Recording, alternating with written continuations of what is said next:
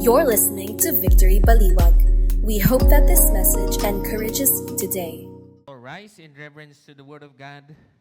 We're going to be reading from Romans 4 verse 13. So we worship God in our songs, our supplication, our sacrificial giving, even in our sacrament later. And now we worship God through the sermon. Romans 4:13 says there, "For the promise to Abraham and his offspring that he would be heir of the world did not come through the law, but through the righteousness of faith. For if it is the adherents of the law who are to be the heirs, faith is null and the promise is void.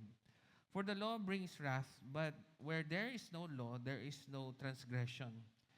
That is why it depends on faith in order that the promise may rest on grace and be guaranteed to all his offspring, not only to the adherent of the law, but also to the one who shares the faith of Abraham, who is the father of us all. As it is written, I have made you the father of many nations, in the presence of the God in whom he believed, who gives life to the dead and calls into existence the things that does not exist. In hope, he believed against hope, that he should become the father of many nations, as he had been told. So shall your offspring be. He did not weaken in faith when he considered his own body, which was as good as dead, since he was about 100 years old. For when he considered the barrenness of Sarah's womb, no unbelief made him waver concerning the promise of God, but he grew strong in his faith as he gave glory to God, fully convinced that God was able to do what he had promised. That is why his faith was counted to him as righteousness. But the words it was counted to him were not written for his sake alone, but for ours also. It will be counted to us who believe in him who raised from the dead Jesus our Lord, who was delivered up for our trespasses and raised for our justification." Lord, maraming salamat po sa iyong salita na nagbibigay ng pag-asa. And Lord, alam ko marami pong pangangailangan sa amin pong ngayong umaga. And while we might be overwhelmed, we will not lose hope. And so Lord, may your word be our living hope this morning. In Jesus' name, amen and amen. Alright, go ahead and take your seat. Batiin mo naman ang iyong katabi sa kanan, sa kaliwa. Good morning sa'yo. Morning, sa kaliwa, sa kanan. Ayan, so we are starting our brand new series, Pag-asa. Okay, sabihin mo naman sa katabi mo, Pag-asa. Tungkol po ba sa itong Pag-asa?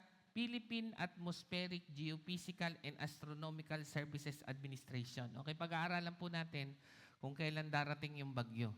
At saka kung kailan mainit, hindi yun. Okay, Tagalog po yan ng hope. Okay, hindi po yun yung pag-usapan natin. Joke lang po yun. And so, this series aims to help us anchor. Sabihin niyo po anchor. Ano po ba yung anchor? Gatas yun, di ba? Hindi rin yun. Ano nga yun? Dairy cream. Kung ano, mamaya bumili na kayo doon mamaya. Wala naman akong cut dyan. So, meaning, ano po kaya? Dahil, siyempre, may papasok na bagong gobyerno. Okay, may bagong presidente yung Amerika. Pati yung Canada po, may bagong, magkakaroon ng bagong, nangyari na ba? Hindi ko alam. Bagong prime minister. So, ano po kaya ang anchor natin? Kasi kung ang inyo pong pag-asa ay nasa isang political leader, ang problema po, every 3 years may election. So, so often, at kahit po yung feeling ninyo hindi nawawala sa kapangyarihan, nawawala din. Yung dati hong makapangyarihan, nandun na po sa dahig. Okay, so, tingnan nyo po, saan po ba naka-anchor ang ating hope on the finished work of, and hopefully we see it in the finished work of Christ, not on political messiahs. Okay, meron po kasing messiah, ibig sabihin na ang ating pong mga political leaders, yan po ang manliligtas natin. Definitely, sila po'y gagamitin ni Lord, pero sa tingin ko, hindi po sila yung tagapagligtas. Okay? sa government natin o baka naman sa pera ang ating tagapagligtas. So minsan, sino sa inyo, minsan marami kang pera. Baka magtaas kamay, baka mautangan ka. Sino sa inyo, madalas wala. So paano na, pag wala kang pera, wala ka na ring hope. No? Or even personalities, meaning, minsan gusto mo yung kasama mo, minsan ayaw mo. Paano kaya yun? Na mawalan ka na ng hope. And so, napaka-volatile po. When I say volatile, ang bilis magbago. Parang ngayon, okay, bukas wala. No? Parang kailan lang panalo yung Lakers, tas kahapon, talo. Alam mo yun, parang, kala ko tuloy 4-0 na, pero wala 4-1. Napaka-volatile. At nakaka-increase po ito ng anxiety. Anxious tuloy ako kung mananalo ba yung Lakers o hindi. Biro lang po. Hindi nyo yata alam yung Lakers, no? So ang napakahalaga po, in all of this, no, mula ngayon hanggang matapos ang eleksyon, nasaan po ba ang anchor ng inyong hope? Alam niyo po, sabi po, ito po ay April 23 lang Tingnan ko nga yung date. Mali pala. December 28 pala. Okay.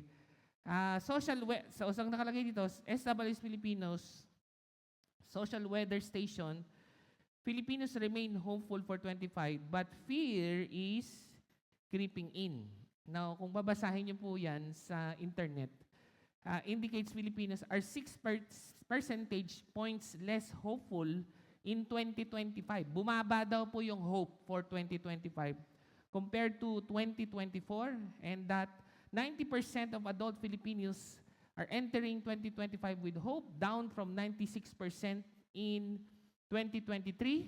This marks the lowest level of hopefulness since 2009, which was at 89%. Ang kawalang pag-asa daw po, pinakamababa sa SWS, ay 2009, 89. So ngayon, 90. So bakit medyo magkaparehas?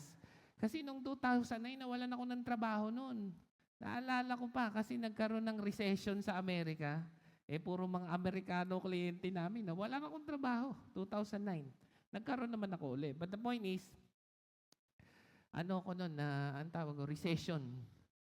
So, kamukhang kamuka. Sinasabi ba nating magkaka-recession ngayong 2025? Hindi ko alam. Okay, sana hindi. Wala namang may gusto nun, di ba? Pag sinabi pong recession, yung babaksak yung ekonomiya, ang nangyari kasi dati, mga 2009, parang nagpapautang yung gobyerno, hindi nila na-control, wala palang makakabayad. So bumaksak yung ekonomiya. Siyempre, kung Amerika yan, apektado ang buong mundo. So kamukhang kamukha ng 2009 ang 2025 in terms of SWS survey. Hindi hopeful lang mga tao. It seems that we're gonna have at the least a recession. Lalo pa siguro kung gera, pero wag naman sana. But the proportion of Filipinos entering the new year, so kung bumaba yung hope, tumaas ang fear ng 10%. Tingnan mo yung katabi mo, mukha bang mas 10% more fearful siya. Yan, no? Parang dumagdag ng 10% yung takot sa mukha niya, mula 3% in the last year. Pero mo mula 3% hanggang 10%, mas takot na yung mga tao, kaya wag niyong gugulatin yan. Okay? Baka mapano kayo. The decline in hopefulness was observed across all regions and all educational levels, which means wala pong pinipiling educational status, mayaman, mahirap, bumaba ang hope, tumaas ang fear. And so, despite the decline, the majority of Filipinos still express hope for the upcoming year in 2025. However, the increase suggests growing concerns about the future. So kung napaka-volatile po ng future, saan nga ba natin hahanapin ng ating pag-asa? And hopefully we find it in Christ, anchor our lives more securely in God. At ano ba ang practical implication nito? And persevere in faith amidst trials and serves as a source of hope. Tingnan mo yung katabi mo, mukha bang pag wala kang pag-asa, pag kinausap mo yan, magkakapag-asa ka? O lalo bang nawawala ng pag-asa pag kinakausap yung mga taga-victory? Okay, so, and serve as beacons hope in anxious and fearful world. Now, this is a Roman series. Kasi yung according to Acts 20 na context itong Romans 4, wala pa pong persecution sa Roman Christian Church. Wala pa. Pero may papasok na mayor, okay? Si Nero, hindi siya mayor, si emperor, na si Nero po, alam niyo naman po, di ba? Nero burning city, okay? May naririnig na sila, okay? Okay pa yung mga Kristiyano, pero may papasok na Emperor Nero na nachichismisan nila, pakakain daw yung mga Kristiyano sa leon. So, in essence, okay pa naman tayo. Meron bang nagpapakain sa leon sa atin pagka nagsiservice tayo? Nasa Walter Mart nga tayo eh. Pero what if may nararamdaman ka, unti-unti yung mga batas ng Pilipinas, para po bang nag-preach si pastor ng whole truth and nothing but the truth? Mukhang makukulong na si pastor. Ganun yung pakiramdam nila. Kaya ano bang dapat na paghahanda kung merong paparating na kultura o gobyerno na it seems ay hindi na lang nakakatulong sa ating personal na buhay, it even persecutes our faith. Yan po ang context ng Romans. Kaya yan ang ating pag-aaralan in the next 5 weeks.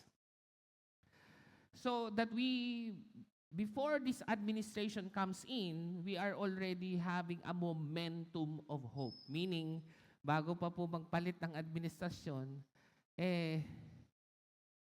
meron pong momentum na tayo po'y alam natin kung saan nanggagaling ang ating pag-asa to face the volatile future that is ahead. So ngayong umaga po, we're gonna talk about the foundation of hope. Okay? Foundation. Ano po ba yung pinakapundasyon nito? Yung pag-aaral natin ng text, I would call a fortiori argument. Okay? Yung fortiori, hinanap ko po ng Tagalog, wala. Okay? So, pasensya na kayo. Hindi po ako nagpapadugo ng ilong. Wala talaga eh.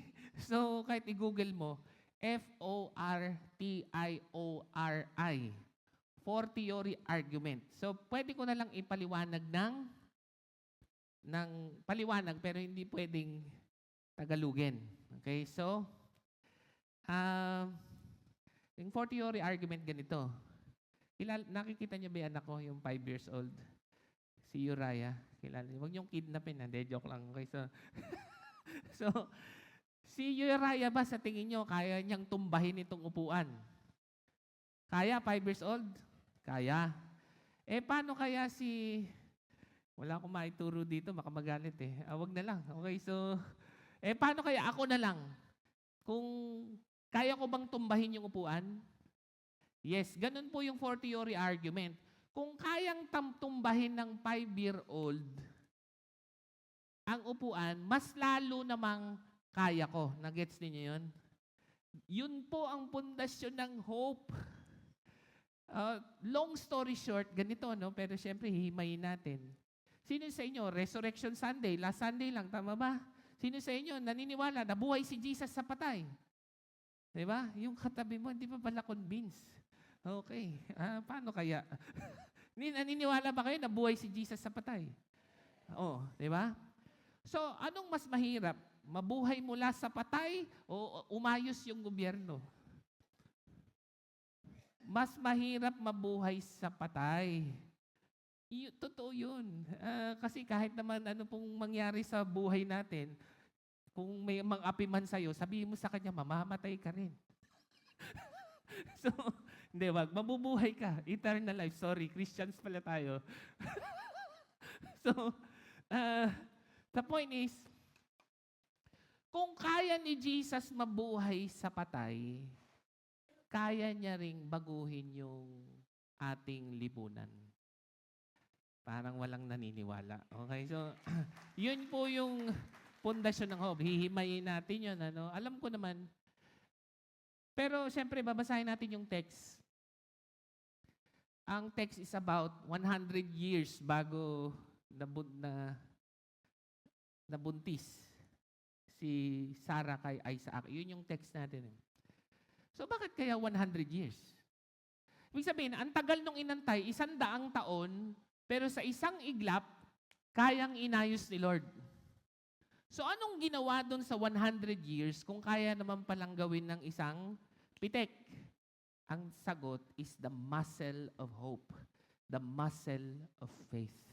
Meaning, kala niya walang nangyayari, pero actually binibuild ni Lord yung faith. Binibuild ni Lord yung hope. Sino sa inyo naniniwala? Yung gobyerno natin, kahit isang pitik lang, bigla na lang aayos lahat. Oo, that's a for-theory argument. Yung patay nga, nabubuhay yung gobyerno pa. Kaya, wag po kayong mawala ng pag-asa. Baka mamaya, yung katabi mo, lumabas na yung card niya, report card. Di ba? Parang lahat, nakalibing yung mga grades. Naku, wag niyo pong, pagsabihan niyo, wag niyo naman pagalitang gusto. Kasi, kahit naman baksak-baksak yan, kung nabuhay si Lord, mabubuhay din yung mga grade niyan. Yan, mga ganyan. Tapos sinisay niya, pag tinitignan mo yung ATM mo, pag sumiswel, wala, uso pa ba yun ngayon? O GCash na, di ba, pag hindi pa dumarating yung sweldo mo, ubos na eh. O, di ba? So, may hope pa ba? Sino sa inyo naniniwala kung kayang mabuhay ni Jesus sa pagkamatay, kaya rin niyang mabago yung bank account mo? Di ba? Yun kasi yun. Hindi ko sinasabing madali, but I'm saying, if He can do the greater, then you should have hope in lesser seemingly problems. Yun po yung ating pag-uusapan. So, kausapin mo yung katabi mo, are you ready? Yan, ready na. Okay, so, we can hope against all hope. So, dito po yung pinaka-basic na verse, bakit pag-asa yung topic. Ang sabi dun sa verse, hope against hope. Okay? Ang hirap Tagalogin eh. Hinanap ko yung verse niyan sa Tagalog. Hindi maganda yung Tagalog. Ika'y umasa sa kabila ng lahat ng kawalang pag-asa. Okay? Sabihin ko na po sa inyo, no? Corruption and poverty is not just an issue of finances. It is an issue of hope. Yun po yun. Bakit po ba umasa na tayo sa korupsyon at sa paramihan na lang ng pera? Bakit? Wala nang pag-asa eh. Tingnan mo, let's say, hindi ka okay ngayon financially, pero pwede pa bang umokay? Pwede pa. Bakit? May trabaho ka pa nga eh. Humihinga ka pa nga. Tingnan mo yung katabi mo. Nakapikit lang yan, pero hindi, humihinga pa yan. Humihinga ka pa nga eh. Pero, the point is, kung bakit hindi na tayo makakabawi, kasi wala nang pag-asa. So, finances, kahirapan is not an issue of finances. It's an issue of hope. Kaya napakahalaga ng currency ng hope. Kasi sa totoo, dami mo naman pwedeng aralin. Dami mong pwedeng YouTube. Marami mong pwedeng gawin. Pero ayaw mong gawin kasi parang ginawa ko na yan dati, wala naman nangyari. Pero the point is, it doesn't mean it did not happen before that it will never happen ever. But maybe not now, but not never. So anong pinagkaiba nung ngayon tsaka nung nakaraan? Your muscle of hope. Your muscle of faith. Kailan po ba lumalaki yung faith and hope? Pagka lahat ng gusto mo nakukuha mo o mag-aantay ka ng 100 taon bago makuha? Diba? So si Abraham became the father of faith or the father of every nation. Ano yan? Father of many nation. Gusto mo bang maging father of faith of many nation? Gusto mo bang magantay ng 100 taon? Sa lahat ng pangako ni Lord. That's what it took. And maybe we will never see this nation change in our lifetime, but never lose hope because our children and children's children will see this nation transform. At yan po yung ating pag-asa. So Abraham, against all hope, was fully convinced that God is faithful and able to fulfill all His promises. God's unwavering faithfulness contrasts the fleeting promises of the world. Now, bakit po mahalaga? Basahin muna natin para may context. Sabi niya, in hope, he believed against hope. Diba? Pag-asa sa walang-walang pag-asa. That he should become the father of many nations. As he had been told, so shall your offspring be. He did not weaken in faith when he considered his own body, which was good as dead, since he was about 100 years old, or when he considered the barrenness of Sarah's womb. Can you imagine si Sarah? Ang tagal niya ng menopause. Hindi na menopause, menostop. Talagang, di ba kung kailan ba mga menopause? Mga 90 years old ba? Joke ko lang. Hindi ko alam kung kailan yung menopause. Basta, ang tagal na. Hindi lang ba ng menopause? Menopause for 50 years. Alam nyo, kung kayo po'y naniniwala na kayo'y magkakaanak, hanggat nagkakamens ka, magkakaanak ka. Kung hindi ka naman nagkakamens, baka naman kailangan lang may may inumin na gamot, I don't know, para maging regular yung mens. But the point is, sigurado yan. Kung hindi ka naman menopause, meron yon, meron lang something kung ba't hindi lumalabas. But the point is, kasi minsan nakakalungkot, no, kung gusto mo magka-baby, tapos tuwing nag-expect ka na, bigla kang magkakamens. Ngayon, pag nagkakamens ka, huwag ka malungkot. Binibuild lang ni Lord yung faith mo. The fact na nagkakamens ka, ibig sabihin, meron kang binigay na kakayanan ni Lord na magkaanak. He is just building your faith. So, yan po yung context, no? While the world's promises, whether from political leaders, the economy or social structures are temporary, God's character and ability to fulfill His word stand secure. God's promises are unshakable and His power is limitless. So bakit ba pinag-uusapan yung hoping in God's promises sa season ngayon? Kasi siyempre, pag tayo po'y anxious, ang dali po nating mapaniwala eh. Ito promise, simula nung nag-pandemic, ang dami pong naloko sa networking. Ang dami. Kasi nga, nakakaba sila sa mga, hindi nila alam kung sila kukuha. Tuloy, nakinig sa mga pangako ng mga tao, wala ka nang pera, lalo pang nawala. Yun po yun. Kaya mag-ingat po tayo na kung kani-kanino tayo naniniwala ng kanilang mga pangako, lalong-lalo na, ang dami pong nangangako ngayon.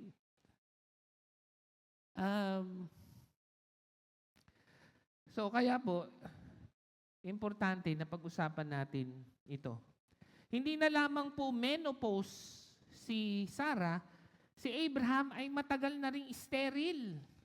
Pag sinabing sterile, medyo panglalaking version ng barren. Ibig sabihin, mismong si Abraham din, wala na rin. Sa tingin nyo ba meron pa yon? Wala na rin. Hindi lang si Sarah, pati si Abraham. Hindi lang to dead, but even double dead. Pero ito na nga yung fortiori argument, no? Kung kayo po'y naniniwala dahil kay Abraham, mas matindi yung kay Jesus. Kasi ang sabi dito, he did not weaken in faith when he considered his own body, which was as good as dead. Okay? Si Abraham will build your faith, but his body was just as good as dead. Now, what is the fortiori argument? Today, as Christians, we have something greater. Jesus was not as good as dead. He was really, really dead. And he was dead in the tomb for 3 days. Pagpalagay ng naghihingalo siya doon, ikaw kaya ilagay kita sa tomb dan 3 days. Mabuhay ka pa kaya? He was really, really dead. Kung kaya ni Lord buhayin yun, mas lalong kaya niya ang mas lesser things. And that is the foundation of our hope. And by the way, ang context po nito, if you're gonna see it in the yung Bible, meron niyang heading. It is about justification by faith. Okay, sabihin niyo po, justification by faith. Alam niyo po yung sa Word document, di ba, kung natin nagtatype kang ganon, tapos parang gulo-gulo, ang gagawin mo, ha-highlight mo lahat yan, tapos meron dun sa top, anong nakalagay? Justify, no? Tapos pag pinindot mo yun, diretso ng ganon. So, ibig sabihin, paano ba aayos ang lahat? Now, ang pinag-uusapan pa ho dito ay personal na standing natin kay God. Sino sa inyo tingin mo perfect ka sa harap ni God? Wala. Pero, importante ba na umayos tayo para makarating tayo sa langit? Oo. Ang tanong lang, paano? Paano? Ang goal ba ay, siyempre, goal naman natin, masunod lahat ng gusto ni Lord. Pero sino dito, nagawa mo lahat ng pinagagawa ni Lord? Wala din. Sino sa inyo nagkakasala? Naku, wala na tayong pag-asa. Kaya lang may pag-asa because there's such a thing as a justification by faith. Meaning, hindi tayo yung nagja-justify sa sarili natin. We have faith in the one who justifies us. That doesn't mean na pwede na tayong magkasala dahil gusto lang natin, but actually, alam nga natin yung importansya na tayo ay ma-justify. Now, bakit ito ang pundasyon ng ating Pag-asa series? Kasi kung hindi mo nga ma-justify yung sarili mo, ma-justify pa ba yung pamilya mo? Ma-justify pa ba yung village ninyo? Ma-justify pa ba yung baliwag? Hindi mo nga maayos yung buhay mo eh. Kaya, nagsisimula tayo. What is the foundation of our hope? Ikaw. Paano ba umayos ang buhay mo? And that is how God justifies, not by power of the law. So meron pong law dati, kahit naman hanggang ngayon, na parang ang kapangyarihan ba ng pagbabago ay human systems? And again, okay, makinig po kayo. Yung batas, kahit noon, kahit ngayon, ang batas po, ang kailangan i-provide po niyan ay peace and order. But it is not meant to justify us. Actually, yung batas nga is meant to condemn us. Tingnan mo sa korte, pag dinidiin ka, anong ginagamit? Batas. So, meaning, wag po kayong malito na yung human government, human systems is supposed to transform our lives. No. It can't. But it's supposed to maintain peace and order. But hopefully, there is something na mas malalim, and that is our faith will transform our personal lives. Our hope will transform our family. Our hope will transform our village, our city, our nation, and even the world. And ang context po niyan, mula verse 13, hindi na natin babasahin kasi mahaba. And he was mentioning from verse 13 to 17 that he was mentioning about being the heir of the world, refers to the dominion or the physical kingdom of the spiritual descendants of Abraham. And the focus remains on Abraham's offspring in faith, not on territorial or political dominion, though kung teritoryo, kasi father of many nations. Nakita nyo, no? Faith ang pinag-uusapan, pero dahil naniwala si Abraham, he was blessed to be a blessing. And he was not just a blessing to his nation, but even to the nations of the world. Ganito ka-powerful ito. Darating ang panahon, hindi na lang tayo blessed as a nation, magiging blessing pa tayo sa ibang bansa. Walang naniniwala. Walang naniniwala. Diba? So, malakpakan na si Lord. No? So, bibigyan ko po kayo ng example. Again, I don't take the credit. Hindi ko rin alam kung paano nangyayari. But basically, June 8, I was invited to preach in Bangkok, our church there. So, magpe-preach ako doon. Ibig sabihin, hindi ako pupunta doon para ma-bless ako ng Bangkok. i-bless natin yung Bangkok. Kailan pa ba ako magpipreach? July 6 at saka June 29. Magpipreach naman ako sa South Korea. Hindi po ako bibili ng pampaganda kasi kahit ano pong pinangako nila, hindi nila kayang patubuin ang buhok ko. Sa mga beauty products nila. Hindi po ako pupunta ron para mag-ano na, kasi sigurado, kahit gaano kayaman at kagagwapo at kagaganda ang mga Koreano, they are losing hope. No longer going to the nations to be blessed, but to be a blessing. Kaya ang halaga nito, no? Na wag nating isipin na hindi faith lang 'yan. Hindi. Yung faith ni Abraham made him a blessing to the nations. And syempre, ultimately, that blessing is Jesus Christ, no? The law brings wrath due to human inability to keep it perfectly, highlighting the grace as the only secure foundation for the promise. Grace ensures the certainty of the promise that affirms it. The law are not, those who are in the law are not excluded. They share Abraham's faith. Now, ang sabi rito, yung mga nasa sistema daw ay hindi excluded sa faith. No? Ano ibig sabihin? Yung mga may taong may kapangyarihan at nasa sistema at sila ang nagpapatubad ng mga pagbabago ay hindi daw excluded. Anong ibig sabihin nun? Kamukha ni Nicodemus. Kamukha ni Joseph of Arithmetic. Okay? Joseph of Arimathea. Last week lang, pinag-usapan natin, di ba? Mga konsehal ng si Nicodemus, parang medyo pare. Si Joseph of Arimathea, konsehal ng bayan. Now, sinong mag-aakala na yung taong yun, nagbago? Siya pa nga naglibing kay Jesus kahit sila rin ang nagpapatay doon. So, ibig sabihin, paano po yung hope? Okay, may bago sigurong henerasyon na may pananampalataya kay Kristo. Pero ito pa ang magandang balita. Hindi rin exempted yung mga nasa kapangyarihan na ngayon. Sino sa inyo naniniwala na balang araw makakakita ka rin ng mga kamukha ni Joseph of Arimathea na parang nakaposisyon na, pero kahit nakaposisyon siya, nagbago siya. Okay, maganda yung mga kamukha ni Vico Soto. Si Vico Soto, lumaki sa Victory yun eh. Kids Church. So parang ang hope natin, puro ganon, di ba? Yung kailangan, laki sa church. Lahat ba ng kandidato ganon? Hindi. Pwede yun, kahit yun ang faith. Because the justification is not in our history. It's about what Christ did for us. Yan, di magbabago yan. Kasi, ganito history niyan. Oo nga. Pero ibig sabihin, kung ganito yung history mo, hindi na yun magbabago? Hindi, magbabago. Because it's not a justification by works or power, but it is justification by faith. Kaya kahit po yung mga nakaupo na, huwag po kayong mawawalan ng pag-asa.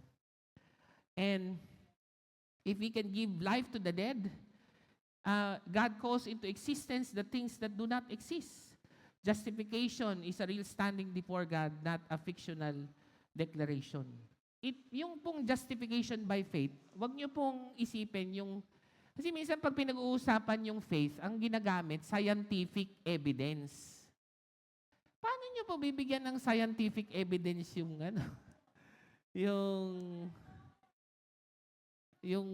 faith? Although meron naman yan, kaya lang nung time nga na nabuhay si Jesus, meron na po bang NBI nun? Di ba? Alam mo yun, parang, ano ba yung isa pang idea? Paano natin nalaman na talagang baog si Sarah? Meron po ba siyang bigayin ni noon? Alam mo yun, yung puro siyensya po kasi yung naisip natin. Pero pag pinag-uusapan ng justification by faith, what Paul means is a legal justification. Ano ibig sabihin? Kunwari, nasa korte ako. Tapos alam kong guilty talaga ako. Pero kahit guilty ako, si Jesus, siya yung kumuha ng penalty ng sin ko. So, ibig sabihin, yes, makasalanan ako, pero binayaran na niya. Kaya I am legally justified. Okay? So mas maintindihan nyo pa yan legally kaysa scientifically. Okay? So, and then Abraham's faith was the model for all believers. Meaning, ganito po, no? Pag sinabi pong si Abraham ay modelo, father of faith, which means like Adam, we're like all Adam. Nag-gets niyo po ba yan? Kung siya po yung ating prototype na pagkatao, lahat po tayo ay kamukha ni Adan at ni Eva. Huwag niyo pong sasabihin, ito kasing mga to nagkakasala, alam mo kung ikaw din yun, ganun ka rin. Actually, you should see yourself, we should see ourselves in how Adam and Eve responded. In the same manner, when you see Abraham, huwag mo isipin na iba ka sa kanya. He is a model of us. Napakatino po ba ni Abraham? Hindi, di ba? Nung di na siya makaantay,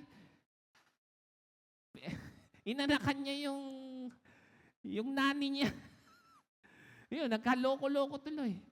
Ibig sabihin, yung katabi mo ba mukhang mahilig sa discartation? Alam mo yung discartation? Mahilig dumiskarte. O, si Abraham ba, discartation din.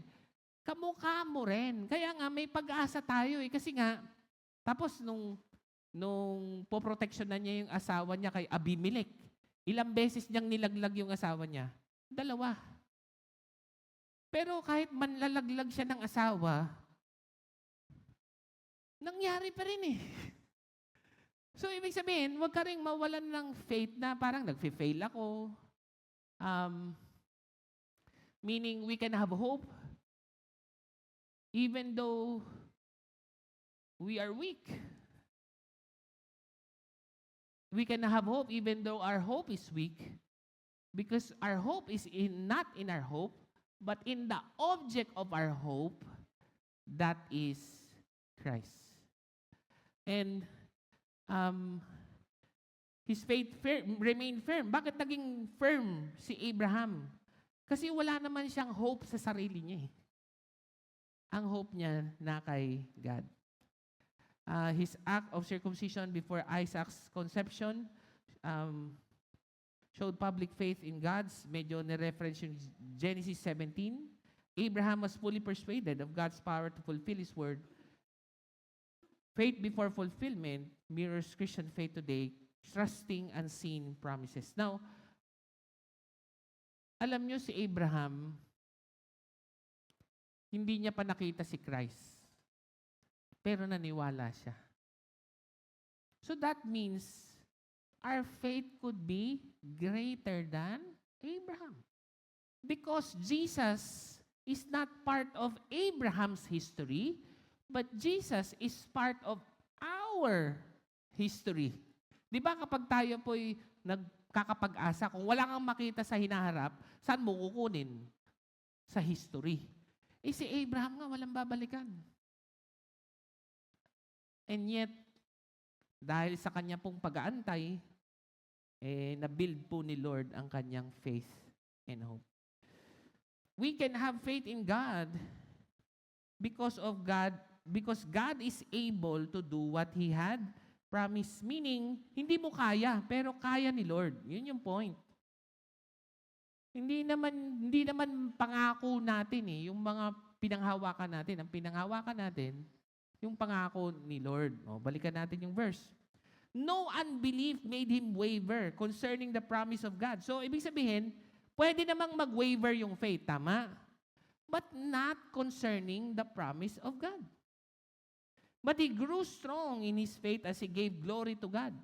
So, habang tumatindi po ang ating pananampalataya, lalo pong nag-glorify si God.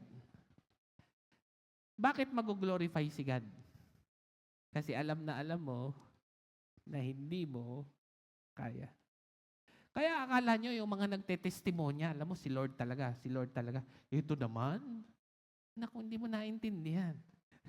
Talagang si Lord. Hindi yun bola.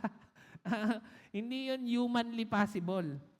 Fully convinced that God was able to do what He had promised. Bakit po yan mahalaga ngayon?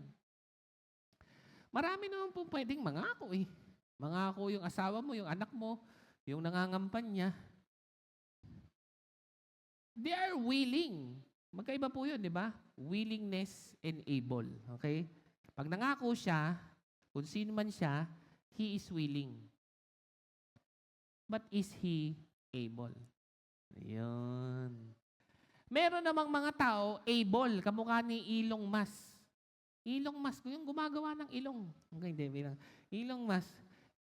Alam nyo, siguro si Elon Musk, kayang burahin yung, siguro mag-victory group pa sila, si Bill Gates, si Warren Buffett, yung nag-imbento ng mga buffet. Hindi, joke lang. Warren Buffett, si Bill Gates, saka si Elon Musk, mag-victory group sila, no? Tapos sabi niya ganito, lahat ng utang ng Pilipinas, babayaran natin. Kaya ba nila? Kaya nila yun.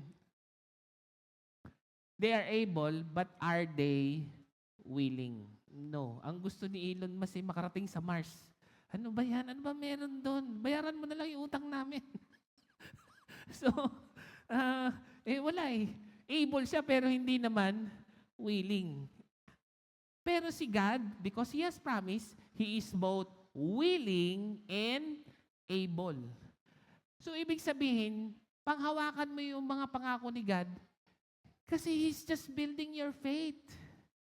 He's building the muscle of your hope. He can fix everything in a click.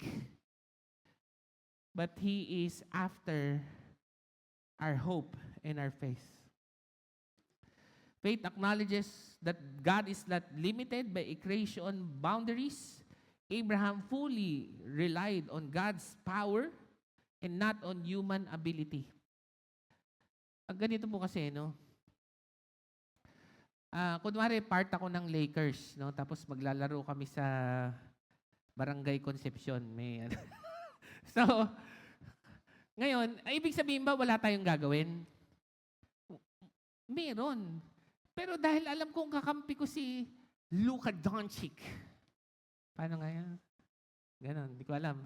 Kakampi ko si LeBron James. Sino pa may iba? Si Reeves. Basta kung sino man sila. Basta magagaling mag-basketball. So ngayon, ako yung panlima. Diba? Parang, ano ngayong gagawin ko? Dahil alam kong kakampi ko si LeBron, pag pinasahan ako, tira lang ng tira, ganon. Alam ko naman kasi kahit di ko ma-shoot, di ba? Marirebound niya. No, what I'm saying is, kung alam mo na hindi nagfe-fail si God, that should dare you to move in hope. Hindi yung tumunganga na lang tayo, maniwala tayo na talagang may ginagawa at gagawin si Lord na consistent sa kanyang mga pangako. Tsaka yung corruption po, ganito eh. Ito na, no? Dahil wala po tayong pag-asa, ginagawa na nating tanggap yung mali. So, ganyan yun, ha? O, nari, ba't may ganyan? Ganyan na talaga yung kalakaran. Ako, naintindihan ko naman, pero wag niyo pong kalimutan yung tama. Okay? Sabihin mo doon sa tao mo, oo nga eh. Hindi ko maintindihan. Pag di tayo nagpadulas, mga 3 taon bago natin makuha yung business permit. Pero ganito, alam kong ganyan yan, pero magsisi tayo. Balang araw, mawawala yan. Kasi hindi yan ang gusto ni Lord. Ganon. Huwag yung, ganyan na talaga yan eh. Naku, wala na alam nyo kung pag sinabi nyo, ganyan na talaga, anong wala doon?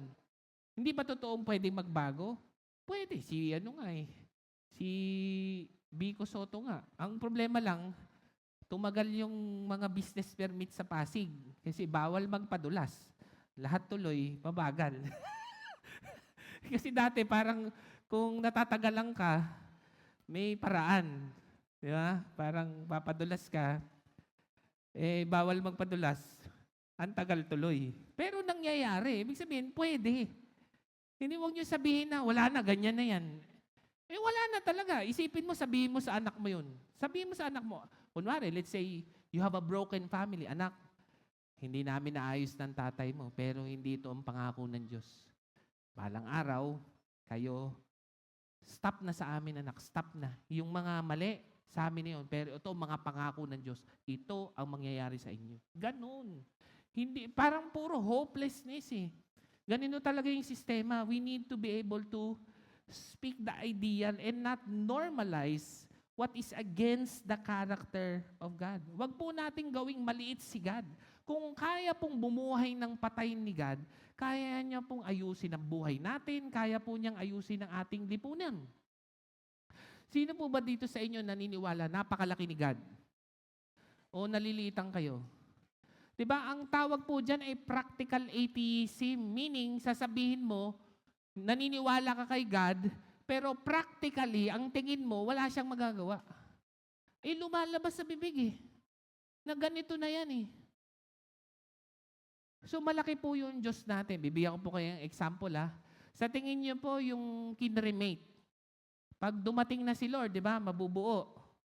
Yung kinremate, kunwari, natapon sa ilog. Paano kaya bubuhayin ni Lord yun, di ba?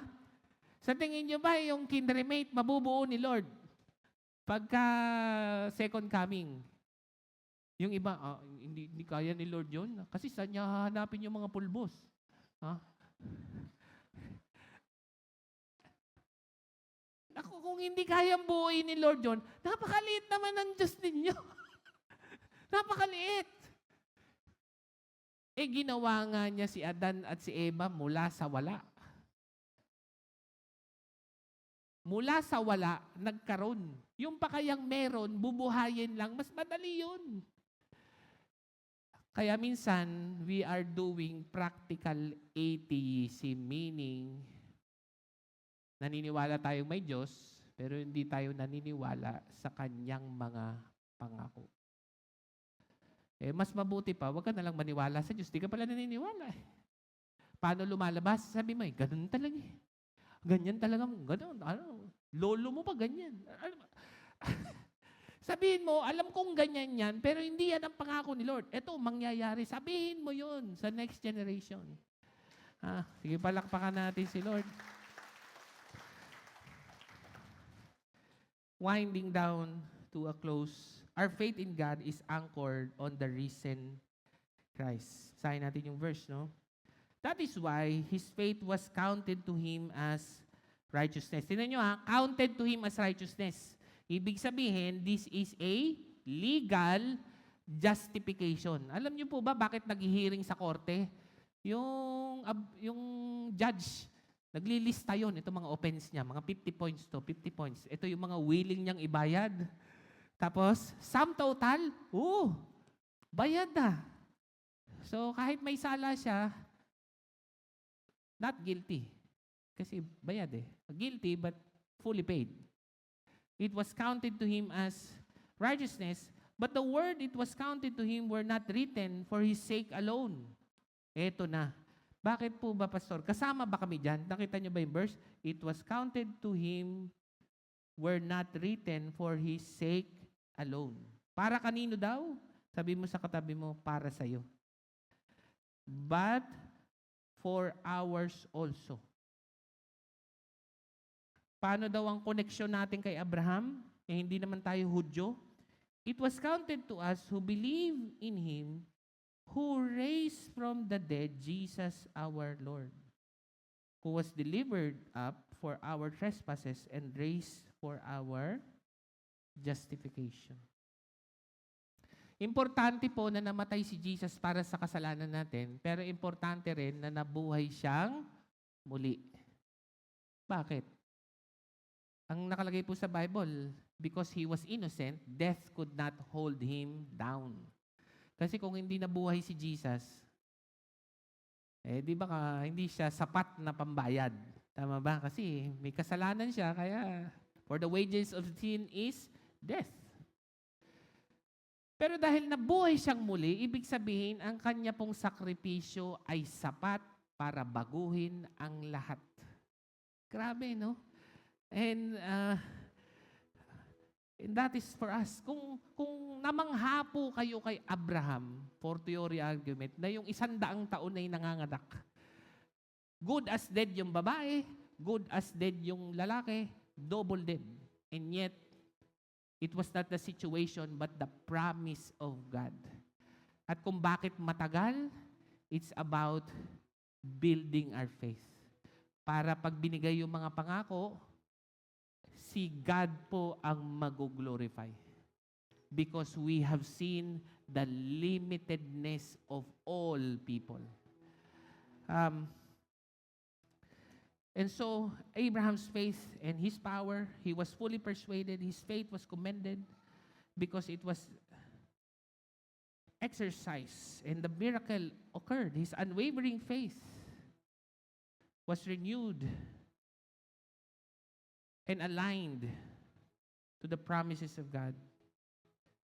Just as God quickened the body of Abraham and Sarah, He also raised Jesus from the dead.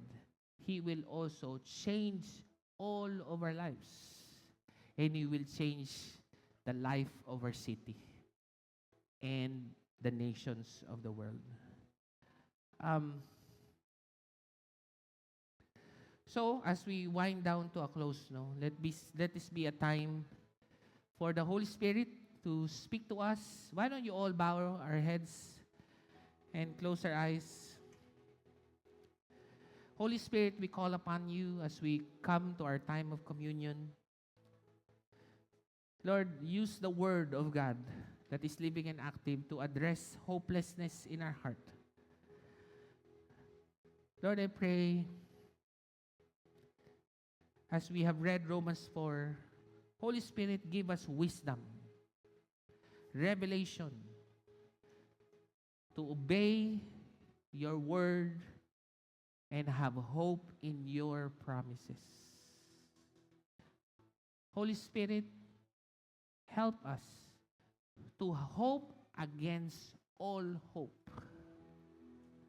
Whether in our government, whether in our finances, whether in people we depend on. Lord, even kung merong gustong magkaanak ngayon, Lord, may you be glorified na sa tamang panahon, sila po'y magkakaanak.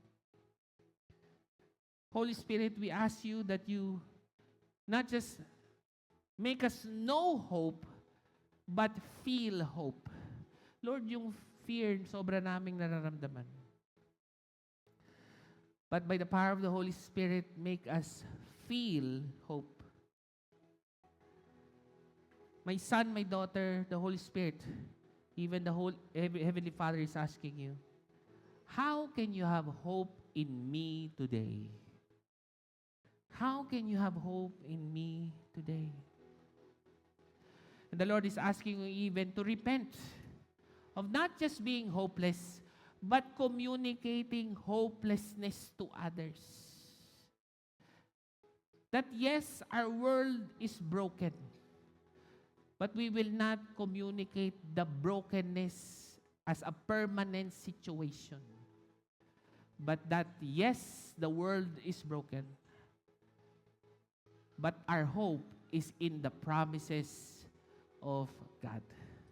Lord, we speak hope in our marriages. We speak hope in our children. We speak hope in our finances. Lord, let hope arise in our heart and our minds. And Lord, as we come to a communion, Lord, you said, remember the body and the cup. For though Abraham did not have Jesus in his history to have hope, Lord, we have an even greater hope because we have Jesus in our history. And Lord, let us remember your power in the cross as we go to our time of communion. In Jesus' name, amen and amen. Why don't we all stand and respond in worship? Thank you for listening to Victory Baliwag Podcast. Follow us at Victory Baliwag on Facebook and YouTube for more details as we honor God and make disciples.